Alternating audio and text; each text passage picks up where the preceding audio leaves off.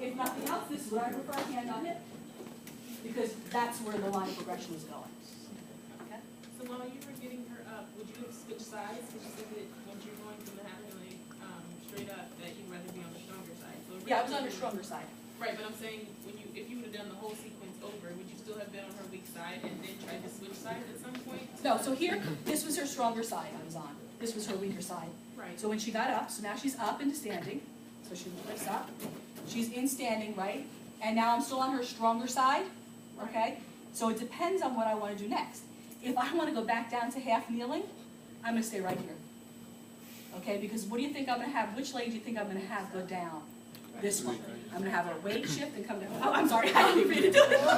But you can see that little shift makes you want to do it, right? Yeah. But if I'm going to gate her, okay, and I know that she needs advancement with this leg, I'm going to come on this side. Okay? Does that make sense? Yes? That does make sense, but I don't think that was my question exactly. All right, so then what is your question? Well, just when you first started off, so like when she was pushing out originally and then trying to get into the quadruped position, you were going, originally you would be on the weak side. Yes, I was on her weak side, yeah. So I'm saying, while the rest of the step, would you have switched over to her I would have strong probably side? gone to her stronger side, just for my body size. You don't have to stay on the same side all the time, because you're not going to do it all in one sequence. They'll die. You know, you'll die. You're going to take it into different sequences, so that's fine. You can switch to be comfortable. Some people always like to stay on the weaker side when they go through half kneeling and stand. It depends on how secure you feel. Okay? I always find that the patients seem to like, I want to say, let me carry them up, and I don't feel good about that.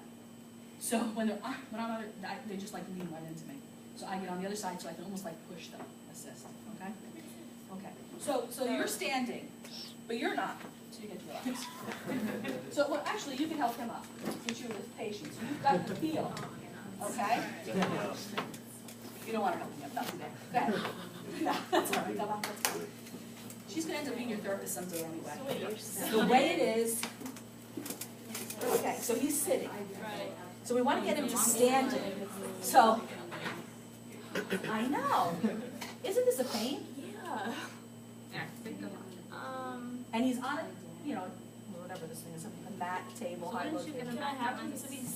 You take him to You could get him quadruped? side sitting, absolutely. You might want to say, I don't want you going all the way into sitting. We did some sitting work here. This was great. Happy we did some balloons, weight shifting, whatever. Now we're going to go to side sitting. Okay? Okay. But remember, he's on the floor here on a mat. He's not on a plinth. If he was on a plinth, high plinth, right? We would do side sitting and then legs off, and we'd be home free. Yeah. But he's on the floor. Right. So, okay. So I'll have you put this hand here for me. And I want you to weight shift onto this hip and bend these knees. Okay. No, don't go up yet. But that's the motion. Right there. That's the motion. So go with the feel it. Okay. Go ahead. Alright, so then I'm gonna have Shift you him up. shift your weight onto this leg.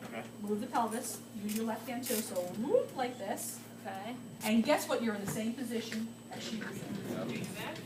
There's no way around it. You have to get to that quadrant. It's terrible if you're on the floor. So now you get to get him up since I got you up. Alright. So But take a moment and look at him. Look at where his butt is. Thank you. Because don't make yourself work so hard. Yeah, we don't care about the shift right now, but we don't want his butt on his heels, right? And you don't want to be very good, because you don't want to be behind him, because when he goes to get up, you're going to be like, you want to get up with him, okay?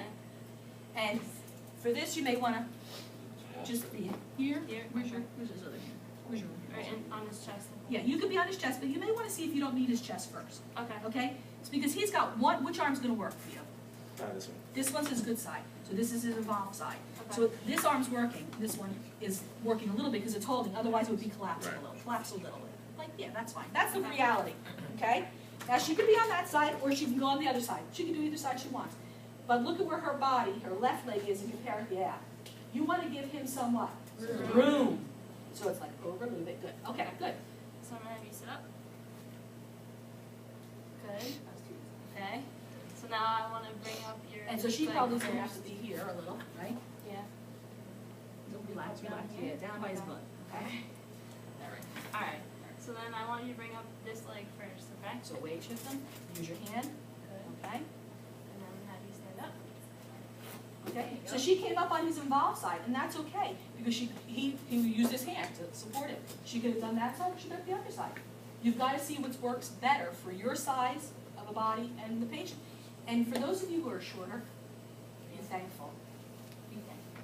Yes, you have finally made the big bucks, because the short people really have it much easier in terms of facilitating, because you could just get in there. When you're tall and your patient is really tiny, you're like down here somewhere, and you just can't do it. You just can't do it. It's really challenging. Okay, so embrace that, please. All right, so you're standing. So we have two different ways of standing. Now, do you think everybody has to do this in order, before they get people walking? Do you think we have to go through this developmental sequence? No. You can see the logic, or the illogic now, in our thinking that you had to go through this developmental sequence. And we thought of that because that's the way we saw babies what? Learn to grow and develop. But that's normal. Babies play on the floor. Adults don't play on the floor. Okay? But that doesn't mean that we won't use these positions. We would use these positions because they offer lots of different things, right? Okay? But we would use them sparingly. So you wouldn't necessarily